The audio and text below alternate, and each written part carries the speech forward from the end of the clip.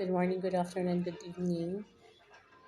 Sa ngayon kasi na meron tayong mga nararanasan sa ating lugar, like example, mga lindol, tsunami,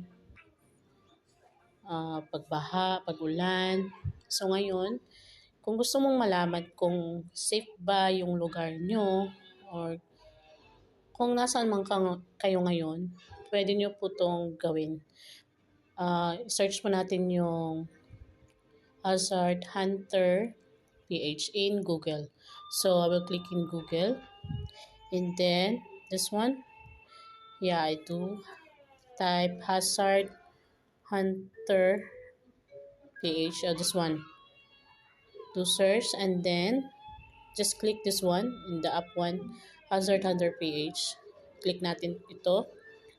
Then mag-aantay lang po. Tapos meron ditong type a location to start a hazard. So, example, yung place ko sa Negros Occidental. So, ito. Duaan, Cali City, Negros Occidental. Do click this one. And then, I do search. So, after that, yan, nakita na ito. Hintay lang po natin saglit. After that, so destruction eruption of the Taal volcano occurred in 1749, 754, yan ang lalabas. Pero, i-click po natin yung see result. So, ito na. Nakikita nyo na itong assessment result ng inyong place, kung saan kayo ngayon at kung saang lugar gusto mong i-search. Kunyari, lugar mo sa Negros, sa Manila, lahat makikita doon. Ngayon, meron ditong seismic hazard assessment, volcanic hazard assessment, and hydrometeorological hazard assessment, nearest critical facilities, na ganun.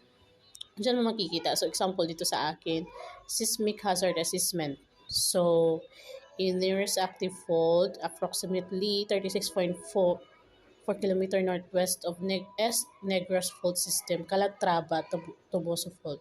So, in the ground rupture, safe. But ground shaking, prone po tayo. Intensity 7, like that. Earthquake-induced landslide, temporary unavailable. Then, sa liquefaction, safe. Tsunami, safe. So, sa volcanic hazard assessment na naman, nearest active volcano is approximately 51.5 km north of Canlaon. So, pyroclastic flow is safe naman. Sa nearest potentially active volcano, approximately 11.4 km north of Silay, no immediate volcanic hazard threat. So, sa lava flow, safe yung place namin. Lahar, safe din. Permanent danger zone, outside. So, sa ashfall, prone talaga kami kasi medyo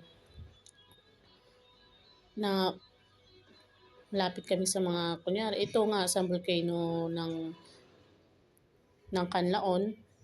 Last time, pumutok yung Canlaon, so we do little ashfall like that. Lalo na pag umulan. Then, the nearest inactive volcano, approximately 45.1 kilometers south of Panti Azucar, no immediate volcanic hazard threat. So, hindi pa siya pumutok. So, that's good na. Then, hydrometeorological hazard assessment, rain-induced landslide, low. Suspectability, no identified landslide. So, walang landslide sa aming place. So, sa storm source, data are being updated. Ganun lang naman. So, makikita nyo dyan lahat.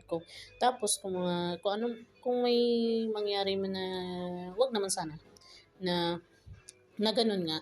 So, makikita mo din kung saan ang nearest critical facilities ang pwede mong puntahan.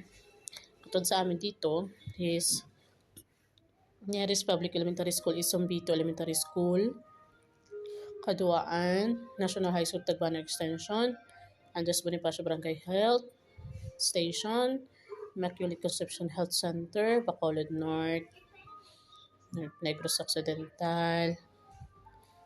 Ganun naman guys. Sana makatulong po ito. Try nyo na rin guys, mag-search ng Hazard Hunter PH so that kung saan man kayo ngayon, pwede nyo ma-search dyan kung safe ba yung place na nasama kayo ngayon or place ng family mo or asawa mo. mga kapatid mo, i-check nyo na para malaman nyo. Sana nakatulong sa inyo guys.